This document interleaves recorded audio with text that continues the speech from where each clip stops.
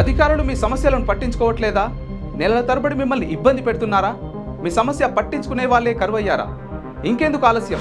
ఇప్పుడే రాష్ట్రంలో ఏ మూల నుంచైనా ఎక్కడి నుంచైనా డిస్క్రిప్షన్లో ఉన్న ఆన్లైన్ గూగుల్ ఫామ్ ద్వారా మీ సమస్యను మాకు తెలియజేయండి. మీ సమస్యను ఒక్క ఫోన్ కాల్తో క్యూ న్యూస్ పరిష్కరిస్తుంది. మరిన్ని వివరాలకు 8490199929 నంబర్ను సంప్రదించండి. పబ్లిక్ వాయిస్, ఇది సామాన్యుడి ప్రశ్నాస్త్రం.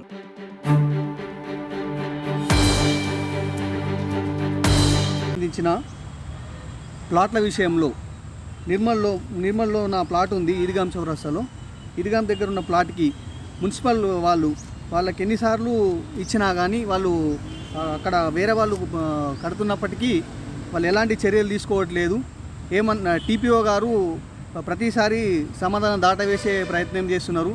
తర్వాత ఈ డాక్యుమెంట్స్ చూడమంటే డాక్యుమెంట్ చూడకుండా ప్రత్యర్థులు నన్ను చంపుతాను బెదిరిస్తున్నాను చెప్పక కూడా హియరింగ్కి రా అని చెప్పేసి ఇట్లా గొడవలు జరిగే విధంగా అతను ప్రవర్తిస్తుండు. ప్రతిదానికి మున్సిపాలిటీలో ఎన్నిసార్లు దరఖాస్తు చేసినా కానీ పట్టించుకోవడం లేదు.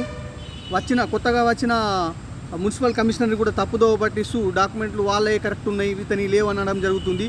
తర్వాత డాక్యుమెంట్ డబుల్ రిజిస్ట్రేషన్ అయింది, మాకు సంబంధం లేదంటూ కోర్టుకు వెళ్ళమని బుకాయించడం జరుగుతుంది. అక్కడ డాక్యుమెంట్లు సరిగా లేనప్పుడు, కాంట్రవర్సీ ఉన్నప్పుడు పని ఆపమని చెప్పి డైరెక్ట్గా చెప్పడం జరుగుతుంది. గ్రీవెన్స్లో కూడా ఇవ్వడం జరిగింది. అయినప్పటికీ అతని ప్రవర్తనలో మార్పు లేదు. ఇష్టం వచ్చినట్టు మాట్లాడుతూ మమ్మల్ని సతాయిస్తూనే ఉంటుండు. నేను ఒక ఎంప్లాయీని, నేను కూడా ఇంట్లో పర్మిషన్లు ఇస్తాను. ఆ పర్మిషన్లు ఇచ్చేదానికి కూడా మేము అక్కడ ఉన్న డాక్యుమెంట్ను, తర్వాత అక్కడ ఉన్న మెజర్మెంట్లను చూసి ఇవ్వాల్సి ఉంటుంది.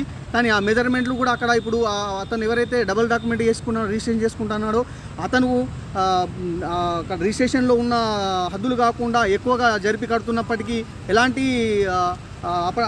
ఆపమని చెప్పి టీపీఓ గారు అంటున్నారు.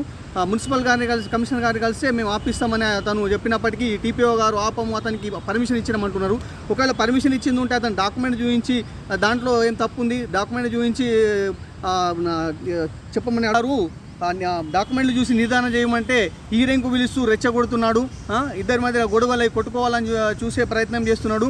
అది తప్పు.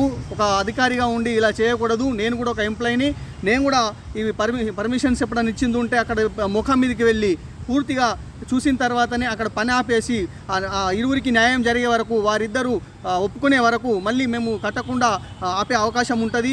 ఒకవేళ ప్లానింగ్లో తప్పుడు ప్లానింగ్ ఇచ్చినా కానీ ప్లానింగ్ ఇచ్చిన ఒక ఇంజనీర్ ఏదైతే ఇంజనీర్ మ్యాప్ ఉంటుందో ఇంజనీర్ని కూడా అతని లైసెన్స్ కూడా రద్దు చేసే అవకాశం ఉంటుంది.